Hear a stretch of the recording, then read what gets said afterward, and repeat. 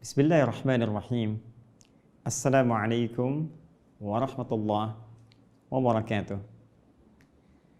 Alhamdulillahilladzi faddala as-sa'imin al-mu'minin al-mu'takifin wa ja'alahum insyaallah minal muttaqin as-salihin.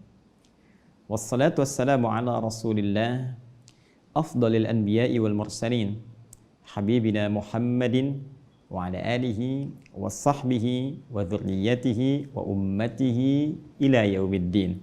Wa ba'du. Saudara-saudariku, pemirsa, aku suka dimanapun Anda berada. Alhamdulillah, bersyukur kepada Allah Subhanahu wa ta'ala kita dapat dipertemukan kembali dalam program yang insya Allah kita sukai ini di hari ke-21 di bulan Ramadan tahun 1441 Hijrah. Masya Allah, Alhamdulillah kita telah berada di fase yang sangat krusial yang telah kita uraikan pada pertemuan-pertemuan yang lalu, fase yang sangat ditekankan oleh Rasulullah SAW untuk bisa kita hadirkan kekuatan penuh demi memaksimalkan ibadah di hari-harinya spesial khusus untuk malam-malam puncak akhirnya.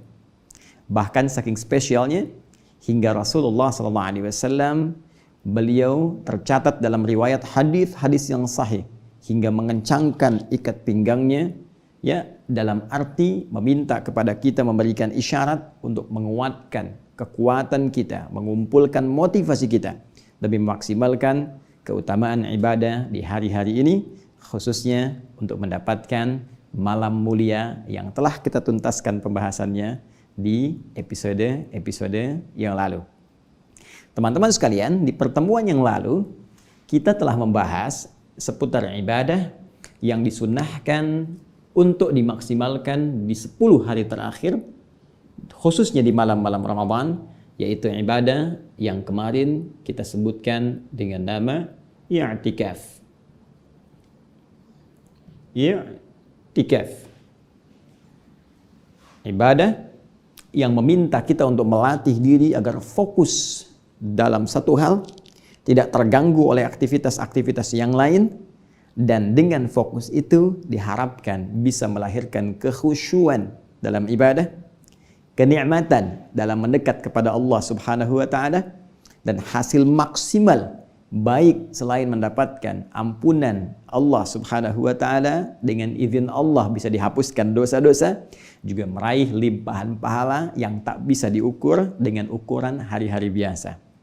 Maka sekali lagi, tujuan i'tikaf ini diantaranya diharapkan kita bisa mendapatkan fokus dalam ibadah. Yang kedua, kekhusyuan, ya, dalam penunaian ibadah yang kita maksudkan. Kemudian yang ketiga, kita bisa meraih ketenangan dalam bertaqarrub kepada Allah Subhanahu wa ta'ala, dan tentunya dengan semua ini kita bisa memaksimalkan kuantitas dan kualitas ibadah yang telah kita rencanakan. Jika saya bicara kuantitas, ini menunjuk kepada jumlahnya. Jika sholat, barangkali kita tambah dari yang biasanya 2 rakaat, tambah 2 lagi, semaksimal semampu yang bisa kita kerjakan. Jika bacaan Al-Quran, malam pertama Ramadan 1 halaman, ya kan? Kemudian 10 hari kedua, naik misalnya 1 lembar, maka di malam ini kita naikkan. Misal 1 malam, kalau bisa kita selesaikan 1 juz, lebih, itu lebih bagus. Ya, kalau bisa lebih baik dari hari-hari sebelumnya. Itu kuantitas. Kualitas, kita bicara kepada isi, kita bicara pada esensi, kita bicara pada pemahaman akan apa yang kita kerjakan. Kalau sholat, kita akan usahakan mempelajari bagaimana sholat yang bisa kita nikmati. Jika menggali Al-Quran, kita usahakan memahami apa yang kita baca.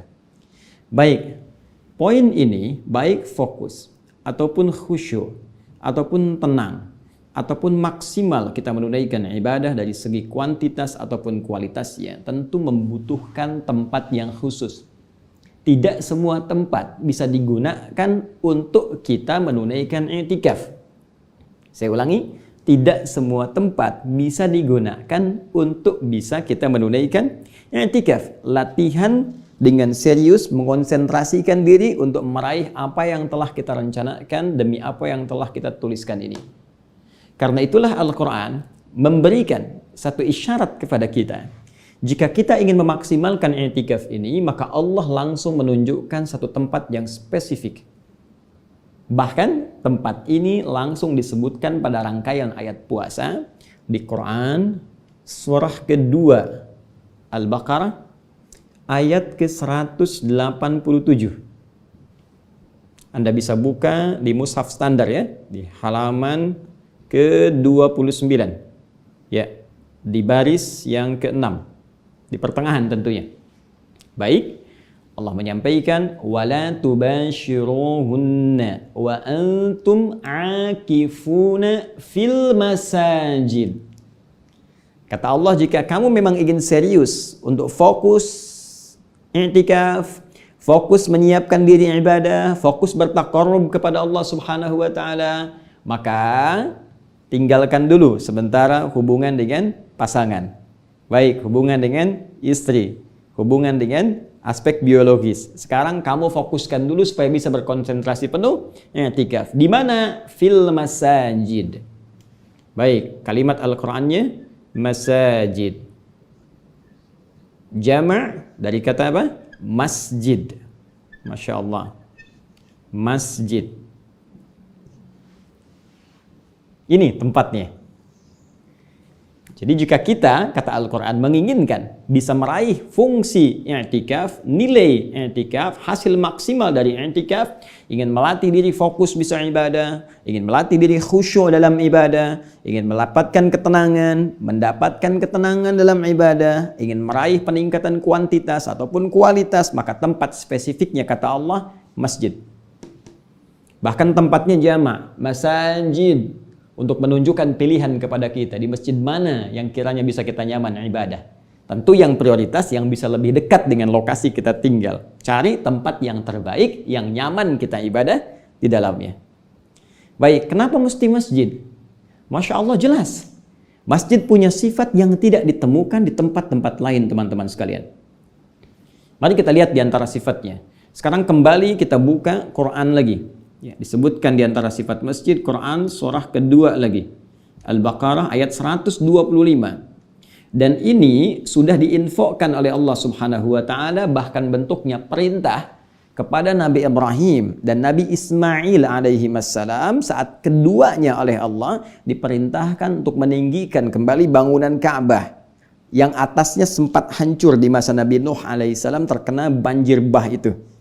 Maka diperintahkan untuk meninggikan kembali bangunan Ka'bah ini, Baitullah. Ya, diabadikan perintah ini di Quran surah kedua ayat 127.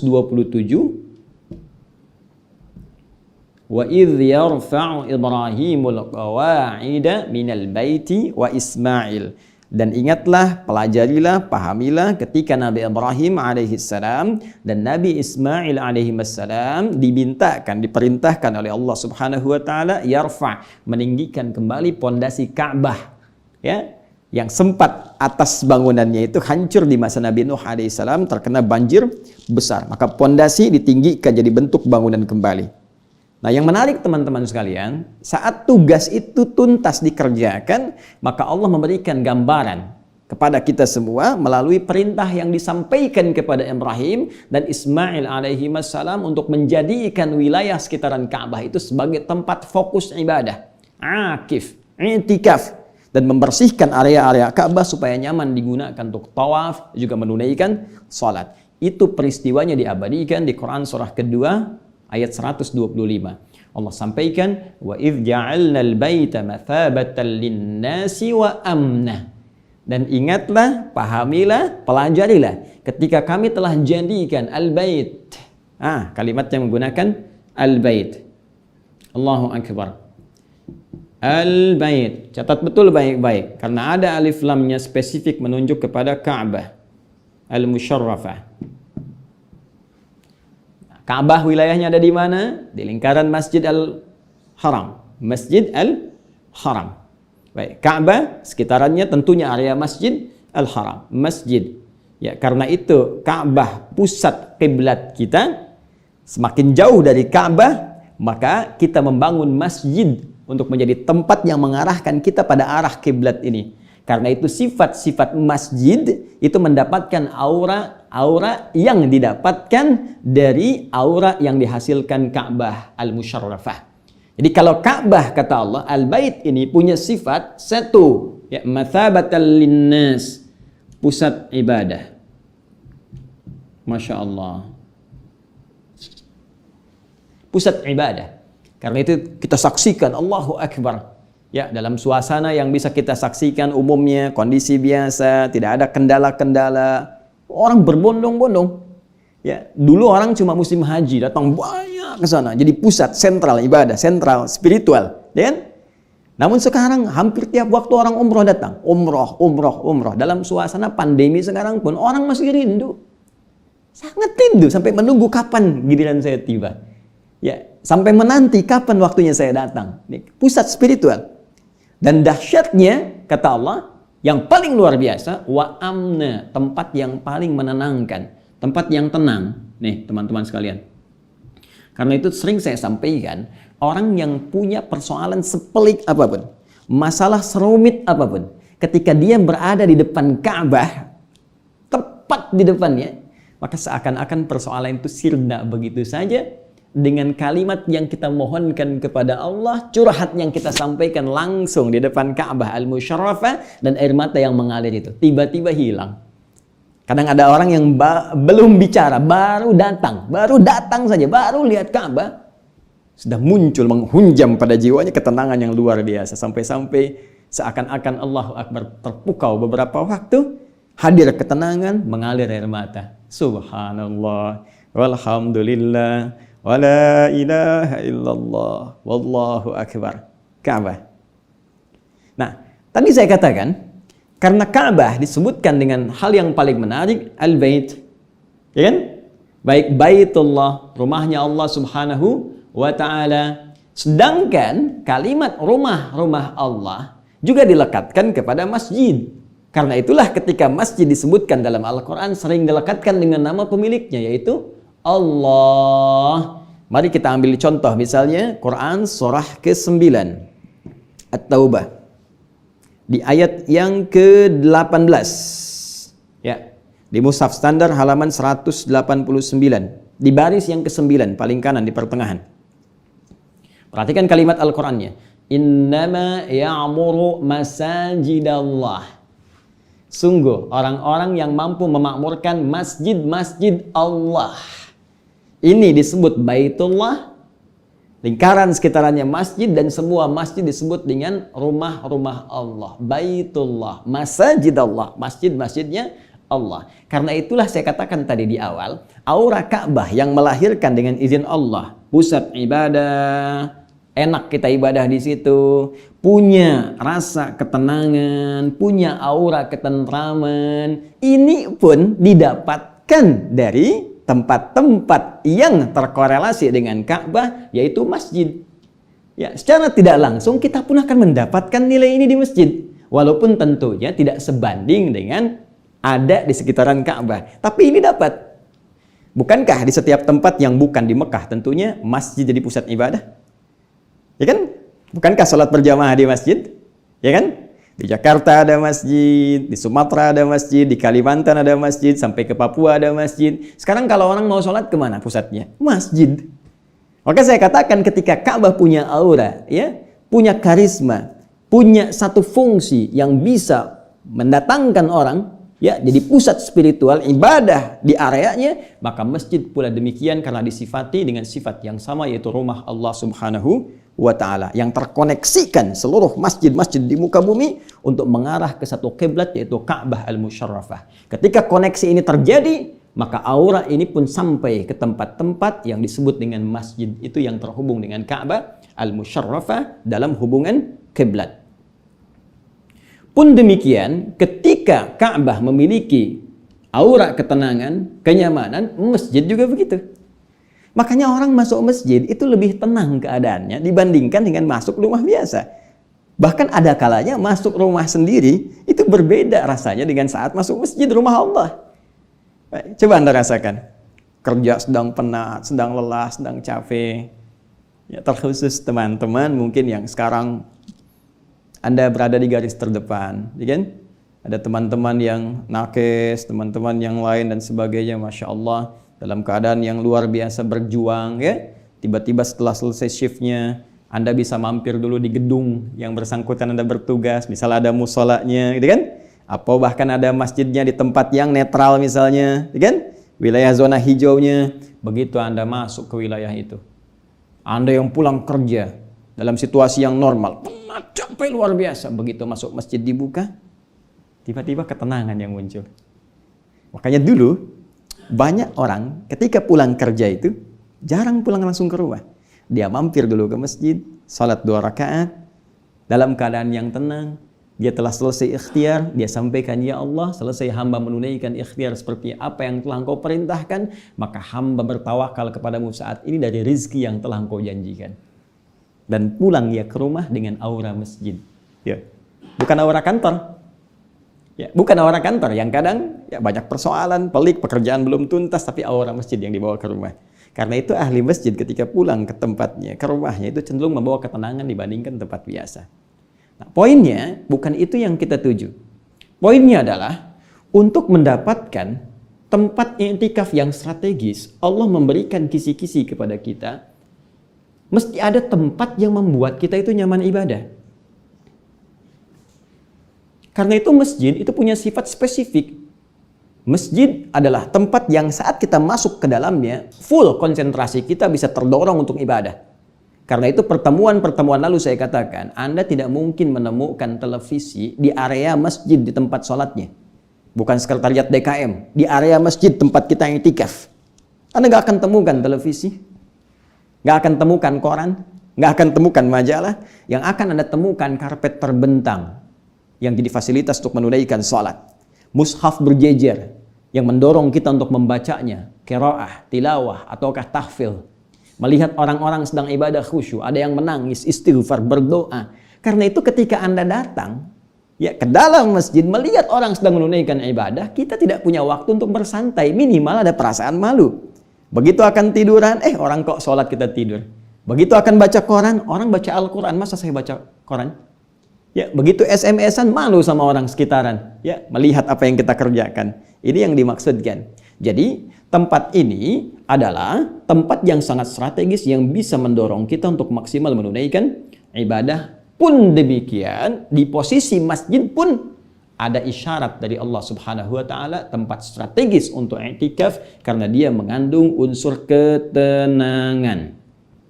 Kalau Anda ingin khusyuk ibadah, Anda harus punya tempat latihan yang tenang. Kalau Anda pengen tenang dalam kehidupan, maka latihannya di tempat yang tenang. Tidak terlalu banyak gangguan. Dengar berita, langsung pengen pindah. Ya, dengar bunyi handphone, langsung pengen ngecek, pengen lihat. Maka konsentrasi bisa terpecah. Nah, sekarang persoalannya, ya Allah, kondisi saat ini, di area kami tidak sepenuhnya orang bisa mudah mengakses masjid. Ada kondisi-kondisi tertentu yang dalam saat ini tidak mudah untuk datang ke masjid karena wilayahnya terdampak pandemi khususnya yang COVID-19 atau Corona yang sekarang kita tengah hadapi. Alhamdulillah, perkembangan sampai saat ini kita bersyukur kepada Allah Subhanahu wa taala. Ya, ada perubahan-perubahan di beberapa tempat, banyak yang sembuh tentunya dengan izin Allah Subhanahu wa taala dan kita masih terus berjuang. Maka bagaimana dalam kondisi saat ini? Baik, jangan cepat simpulkan dulu. Kaidah Al-Qur'an harus selalu digunakan. Fas'alu ahla dzikri in kuntum la ta'lamun wa la taqfu ma laysa laka bihi ilmun innas sam'a wal basara wal fuada kullu ulaika kana anhu mas'ula. Demikian di ayat terakhir yang tadi saya sebutkan, penekanan di Quran surah ke-17 ayat 36. Kata Allah, jangan cepat langsung simpulkan, ambil tindakan, ikuti sesuatu tanpa dasar pengetahuan dulu. Yuk sekarang sebelum kita simpulkan hukum i'tikaf, kita cari tahu dulu. Wilayah yang kita tinggali itu apakah termasuk wilayah zona merah kah? Kan? Atau hijau kah? Ya, hijau atau abu-abu kah? Samar. Ya, samar. Boleh jadi wilayah umumnya. Misal saya tinggal di daerah Bekasi misalnya. Ya, Bekasi secara umum misal dihukumi merah. Tapi kan tempat-tempat tertentu boleh jadi ada data tertentu yang mungkin kita ragu di situ. Saya ini masuk merah betulan, ada yang terdampak, ada PDP, ODP atau ada yang positif atau tidak. Nah, bisa banyak kajiannya. Karena itu spesifik. Langsung kita bagi 3 bagian. 1, 2, 3. Jika memang di wilayah hijau tempat kita tinggal menetap tidak terdampak dengan COVID-19, ya, tidak terdata ada orang kena corona di situ, ya, ODP tidak ditemukan, PDP tidak, ataupun kalaupun ada ODP, orang dalam pengawasan tapi bisa dikendalikan, dikontrol, kita tanya infonya ke wilayah setempat, ke RT, ke RW, aman, maka berlangsung i'tikaf seperti sunnah dikerjakan di masjid. Nah, ini tidak ada perbedaan pendapat di sini. Ya, MUI juga memberikan isyarat serupa, ulama-ulama kita demikian. Anda kalau masuk wilayah hijau, tidak usah banyak dibahas, dipertanyakan. Jangan ragu, lakukan. Kalau masih kurang yakin, cek data sekitaran. Tanyakan pada RT, tanyakan pada RW. Ya, malu ditanya, ya. Malu ditanya, ya susah jawab. Malu bertanya, nggak dapat solusi. Ya, malu bertanya, nggak dapat solusi. Jadi jangan malu kita untuk mengklarifikasi. Jangan malu untuk memverifikasi, jangan malu untuk bertanya, tanyakan. Ya, termasuk jika masuk wilayah yang kedua, ini samar-samar. Ini saya ini daerahnya dihukumi merah, nih zonanya merah. Nah, cuman di kompleks saya bagaimana? Saya tinggal di kompleks, orang-orangnya nggak pernah keluar. Ya, kemudian juga sudah melockdown sendiri. Ya, punya pembatasan skala yang besar sekitaran kompleks, nggak pernah keluar. Ya, kemudian diprotek misalnya. Nah, dalam kondisi ini tetap Anda harus berkonsultasi. Tanyakan pada RW setempatnya, bagaimana penanganannya, ada nggak yang terkena? Oh, tidak ada ternyata. Baik, kalau tidak ada sama sekali, maka Anda batasi. Di masjid, lihat, masjidnya ada nggak dalam kompleks?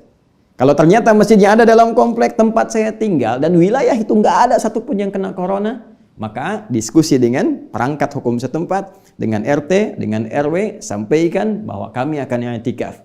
Dan dijaga supaya orang dari luar tidak masuk ke wilayah Anda. Ini pun masih memungkinkan. Baik. Namun jika kondisinya di sini, di tempat itu memang sudah ada yang teridentifikasi, bahkan diketahui positif, bahkan diduga penyebarannya bisa cepat kalau tidak ditangani, maka jangan memaksakan diri untuk datang ke masjid. Saya ulang. Jangan memaksakan diri untuk datang ke masjid. Karena potensi yang tadinya ingin kita dapatkan untuk ibadah bisa beralih menjadi masalah, persoalan.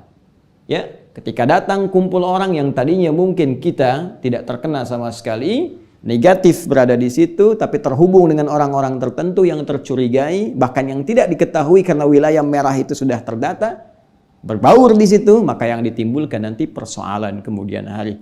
Alih-alih mendapatkan ketenangan, yang lahir bisa kepanikan.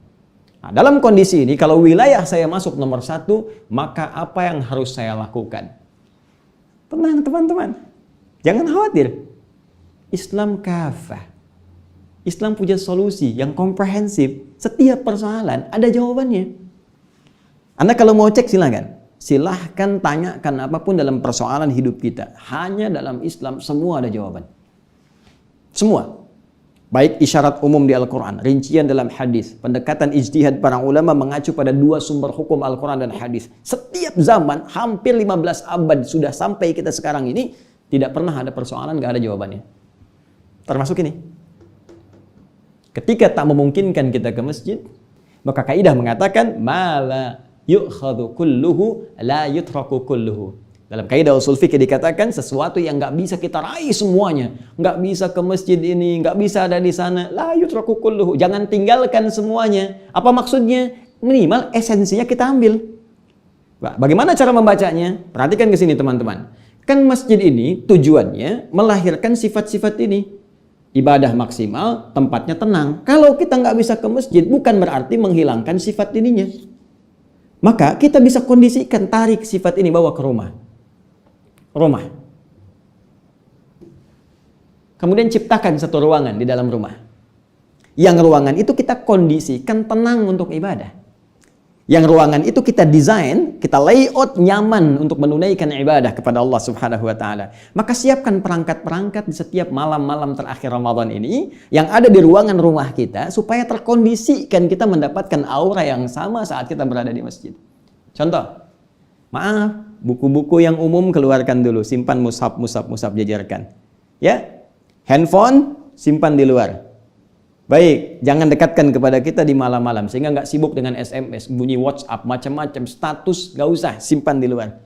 Kondisikan, pasang sajadah, siapkan mushaf, siapkan perangkat-perangkat, khusyukkan diri kita, bawa aura ini, tingkatkan kemudian dan maksimalkan ibadah kita sesuai dengan konsep yang ingin kita raih.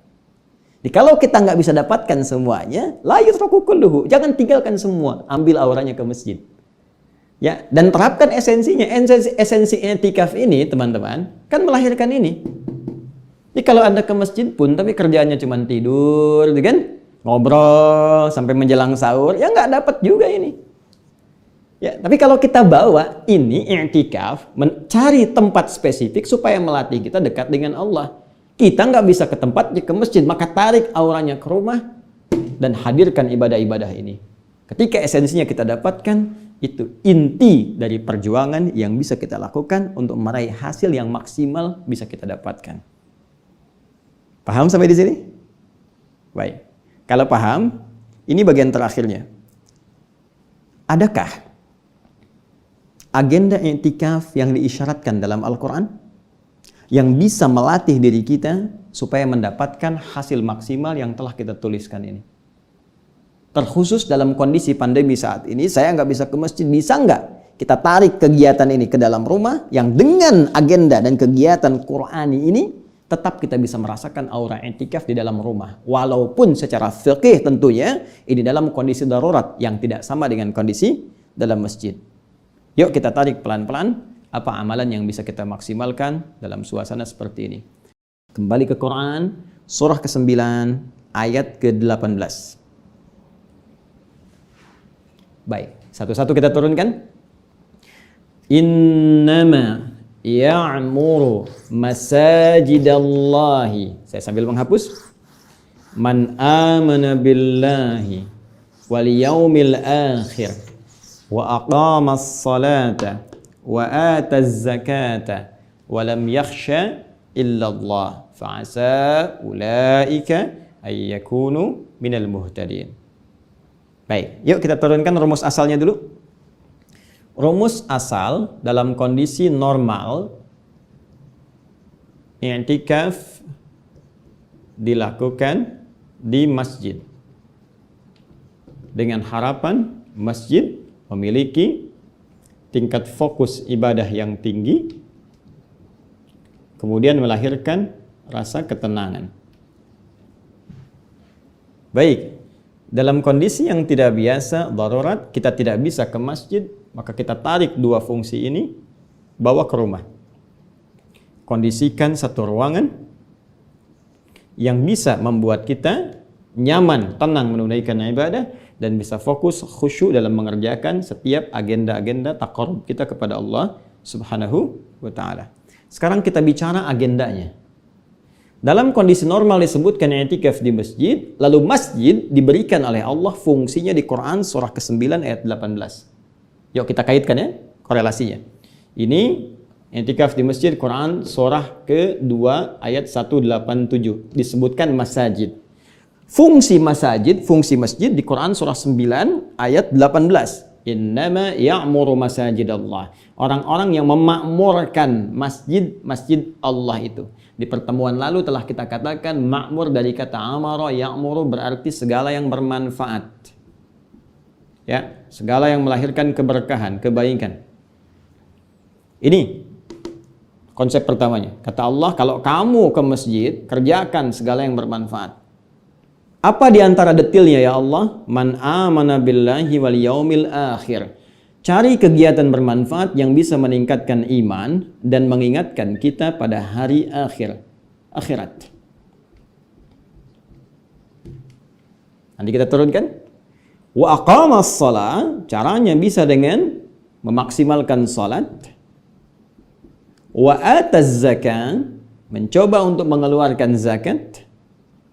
Walam yakhsha illallah, mencari aktivitas, memulai kegiatan yang bisa memupuk sifat khasyah. Ya, sifat khasyah, sifat takut hanya kepada Allah Subhanahu wa taala. Sifat khasyah. Ya, menumbuhkan sifat khasyah. Takut hanya kepada Allah Subhanahu wa taala. Fa'asa ulaika ayyakunu minal muhtadin. Maka orang-orang yang bisa mengerjakan 4 kegiatan ini dengan maksimal, maka dia berpeluang golnya, hasilnya, ukuran, parameter keberhasilan ibadah di masjidnya dalam konteks i'tikaf, keberhasilan i'tikafnya dia mendapatkan hidayah Allah Subhanahu wa taala. Hidayah Allah. Perhatikan baik-baik. Jadi agenda inti i'tikaf dibatasi oleh Al-Qur'an pokoknya. Ya, pokoknya. Jadi kalau pokok ini yang utama, yang lain Anda bisa kerjakan secara umum. Baik, tarik ke sini teman-teman sekalian. Ini kondisi di masjid. Masjidnya sedang nggak bisa digunakan di tempat-tempat tertentu. Maka jangan kita simpulkan ini nggak bisa kita kerjakan i'tikaf. Tidak. I'tikaf ideal di masjid, tapi agendanya tarik ke rumah. Apa yang ditarik ke rumah? Ini yang dirinci tadi. Tarik ini ke rumah, maksimalkan di ruangan yang telah kita desain untuk bertakarub kepada Allah di malam-malam ganjil, malam-malam genap Ramadan. 10 malam terakhir. Baik. Man amana billah wal yaumil akhir. Orang yang bisa mendapatkan manfaat ibadah di masjid adalah orang yang yakin kepada Allah. Dia menguatkan imannya salah satunya dengan cara mengingat akhirat. Bagaimana aplikasinya? Sederhana. Terapkan di tubuh kita dulu. Ingat akhirat berarti ingat hisab. Ingat akhirat, ingat pertanggungjawaban kita di hadapan Allah Subhanahu wa taala. Mata kita akan dipertanggungjawabkan. Selama ini berapa banyak melihat yang haram. Telinga kita akan ditanya berapa kali mendengar yang salah. Lisan kita akan ditanya berapa kali berucap yang keliru sampai ke ujung kaki kita. Maka hadirkan suasana akhirat di keheningan malam itu. Di sepertiga malam. Saat kita berhadapan dengan Allah Subhanahu wa taala walaupun tak nampak dalam pandangan kita, tapi rasakan suatu saat kita akan langsung ditanya oleh Allah. Apa yang kamu gunakan dengan mata yang telah aku titipkan, dengan pandangan yang telah aku fungsikan pada matamu itu? Jika hari itu terjadi, apa yang akan kita jawab? Apa yang kamu gunakan dengan lisanmu? Apa yang akan kita jawab? Setelah tuntas kita merenung hari pertama tentang anggota tubuh kita, merasa banyak dosa, maka ucapkan pada saat itu, Allahumma innaka afuwun tuhibbul afwa fa'fu anna. Allahumma innaka afuwun tuhibbul afwa fa'fu anni. Jika Anda ingin dengan semua keluarga Anda, jika untuk pribadi Anda, ya Allah. Ya Allah, Engkau Maha Pemaaf, Engkau Maha Pengampun, penggugur dosa ya Allah. Sedang Engkau mencintai orang-orang yang minta maaf, minta ampun kepadamu. Maka dengan cintamu ya Allah, kami mohon, ampuni dosa saya. Ampuni dosa telinga saya yang seringkali mendengar yang haram. Ampuni dosa lisan saya yang sering bertutur keliru sampai ke ujung kaki. Sampai air mata Anda bisa menangisi itu semua. Tak bisa menangis malam ini, malam besok. Tak bisa menangis malam selanjutnya. Masih tak bisa menangis, tangisi diri Anda yang belum mampu menangis. Bayangkan saat itu mungkin Anda wafat di hadapan Allah Subhanahu wa taala. Baik, hisab bukan hanya untuk tubuh kita, harta. Ya, bayangkan apa yang sekarang ada di rumah, inventarisir.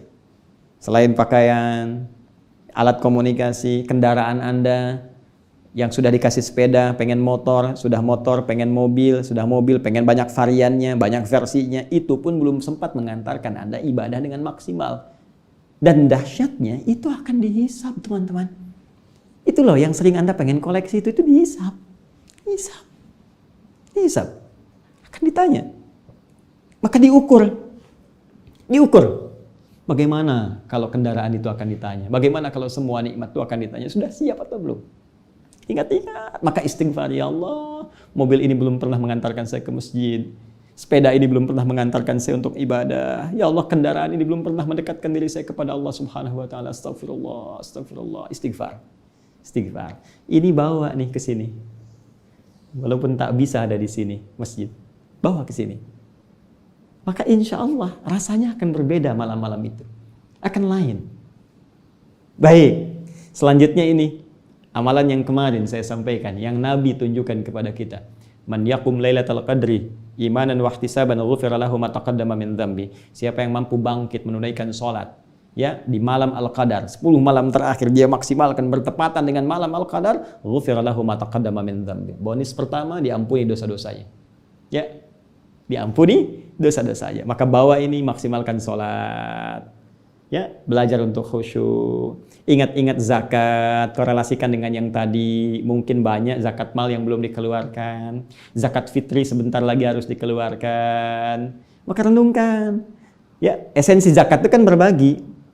Jangan-jangan selama ini baru bisa terima, belum bisa kasih.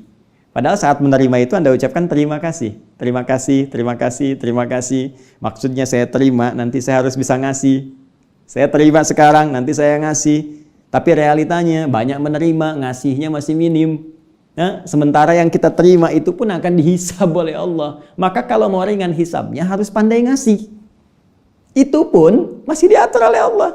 Ya, dari 2,5%. Ya, ada haulnya. Batasnya selama setahun dulu. Cukup atau enggak? Ternyata lebih dari cukup. Bagi. Yang masuk ke tenggorokan kita itu milik kita. Yang di luar, yang kalau dihitung masih bisa setahun, 2 tahun, 7 tahun, ada hak orang di situ.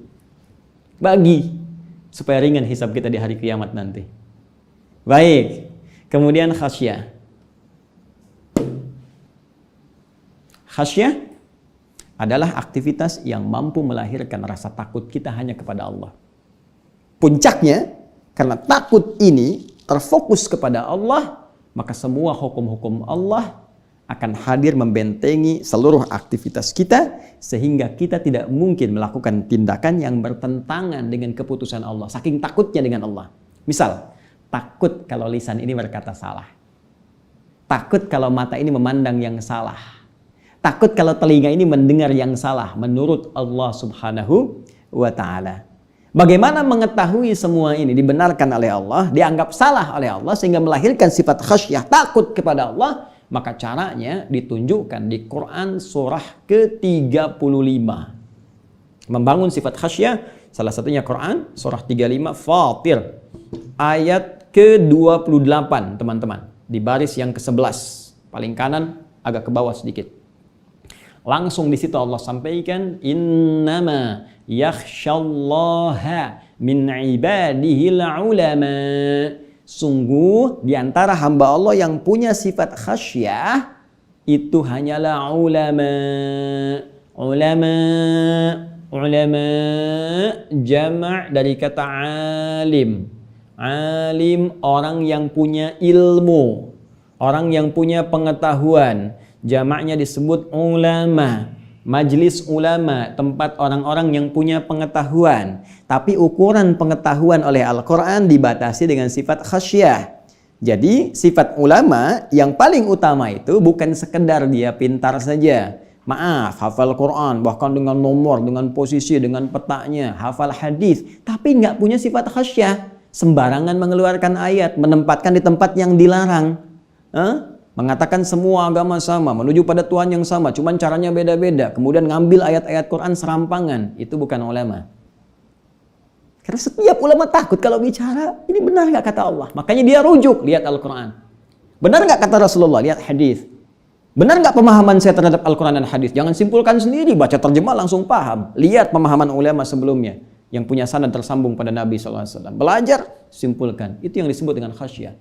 Nah, bentuk tunggal dari kata ulama, alim. Alim itu orang yang punya pengetahuan. Pengetahuan itu dihasilkan dari proses pembelajaran. Belajar. Maka di masjid pun bisa digunakan sebagai sarana untuk belajar. Karena itu muncul majlis ilmu. Muncul ta'lim.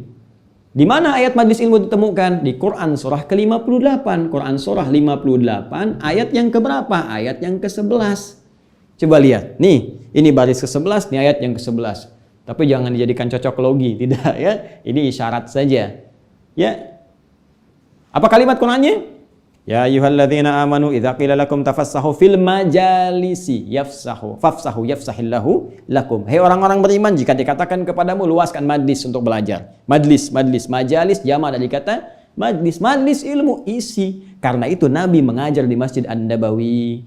Nabi memberikan pendidikan tentang makna-makna Al-Quran, diterangkan lewat hadis-hadis beliau, diteruskan kepada kita sampai sekarang lewat keterangan para ulama. Secara singkat, karena masjid bisa digunakan untuk tempat belajar, ta'allum, ta'lim mengajar, ta'lim buat ta'allum, majlis ta'lim, majlis tempat mengajar. Di antara tempatnya bisa di masjid. Sekarang masjid agak sulit saya masuk ke sana, Ustaz.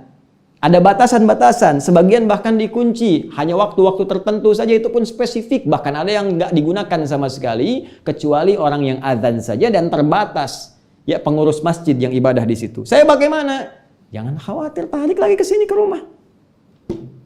Sekarang tinggal Anda runtutkan saja. Materi pelajaran apa yang Anda mau bawa ke rumah itu? Ya, Anda bikin target. Sekarang saya mau belajar tentang bagaimana khusyuk salat saya. Terbantu ke sini. Materinya salat, saya pengen khusyuk. Maka cari pelajaran tentang salat, fikih salat. Maka di malam-malam i'tikaf itu bukan hanya zikir dengan kalimat-kalimat, kan? Bukan hanya sholat yang kita kerjakan, bukan hanya mungkin bacaan Al-Quran. Kalau kita mau dan waktunya masih ada, bisa kita gunakan untuk belajar pengetahuan yang melahirkan khasyah kepada Allah. Buka, baca buku tentang sifat sholat Nabi SAW misalnya. Baca buku tentang sejarah orang-orang soleh masa lalu. Belajar dari orang-orang yang khusyuk, orang-orang sederhana. Cari. Anda punya masalah dengan harta benda, cari sahabat-sahabat Nabi yang ditunjukkan oleh Nabi langsung mengatasi kesulitan ekonominya. Zikir-zikir Nabi masa lalu. Yang sakit, yang diuji sakit, lihat zikirnya Nabi Ayyub alaihissalam. Lihat zikirnya Nabi Ibrahim ketika sakit. Ada di Quran semua. Yang pengen tobat dari perbuatan zalim, lihat zikirnya Nabi Adam alaihissalam. Ya, yang punya musibah dahsyat, lihat zikirnya Nabi Yunus alaihissalam. Pelajari, pahami, sehingga muncul sifat khasyah seperti para Nabi dulu melahirkan kalimat-kalimat thayyibah. Nabi Adam begitu sadar, Rabbana zalamna anfusana wa illam taghfir lana. Ya. Nabi Yunus ketika sadar, la ilaha illa anta subhanaka inni kuntu minadh dhalimin. Nabi Ayub ketika bermohon minta kepada Allah, wa ayyuba idh nada rabbahu anni masani yadhurru wa anta arhamur rahimin. Baca sampai keluar kalimat Allahu akbar, nikmat sekarang ya Allah, nikmat sekarang ya Allah, nikmat sekarang ya Allah. Nah, ini yang bisa kita lakukan. Fokus ibadah, fokus i'tikaf, konsentrasi saat pandemi tengah mewabah di sekitaran kita pada saat ini. Jika memungkinkan ke masjid, silahkan diatur dengan tertib tanpa menyulitkan sistem yang sedang berlangsung. Jika tidak memungkinkan, jangan dipaksakan. Sesuatu yang tak bisa kita ambil semuanya, maka esensinya kita bawa ke rumah untuk kita maksimalkan. Poinnya, bagaimana membangun kedekatan dengan Allah Subhanahu wa Ta'ala. Nah, bagian akhirnya adalah bagaimana kita tahu kalau i'tikaf kita diterima oleh Allah Subhanahu wa Ta'ala. Apa ukurannya? Apa indikatornya? Itu yang insya Allah besok di hari ke-22 kita akan bahas, sekaligus menyambung tentang feeling malam Al-Qadar yang belum kita tuntaskan di episode sebelumnya. Semoga kita bisa menyiapkan diri kita dengan baik. Kalau bisa ke masjid, kita bersyukur pada Allah. Kalaupun kita harus tarik ke rumah, kita bersabar kepada Allah. Tapi di dua tempat itu kita maksimalkan esensi ibadahnya seperti apa yang telah kami uraikan. Jika ada kebenaran itu petunjuk Allah untuk diamalkan, jika ada kekhilafan, kekurangan, bahkan kesalahan, itu menandakan saya masih manusia sampai dengan hari ini, bahkan sampai kembali kepada Allah Subhanahu wa Ta'ala. Maka saya mohon ampun kepada Allah, mohon maaf kepada Anda, ambil pendapat yang benar, tinggalkan bila itu keliru, jauhi perdebatan, dan bangun kedekatan diri kita dengan Allah Subhanahu wa Ta'ala. Demikian saya sampaikan, semoga bermanfaat. Selamat berbuka. Subhanakallahumma wa bihamdika, asyhadu an la ilaha illa anta, astaghfiruka wa atubu ilaik, wa akhiru da'wana alhamdulillahi rabbil alamin. Assalamualaikum warahmatullahi wabarakatuh.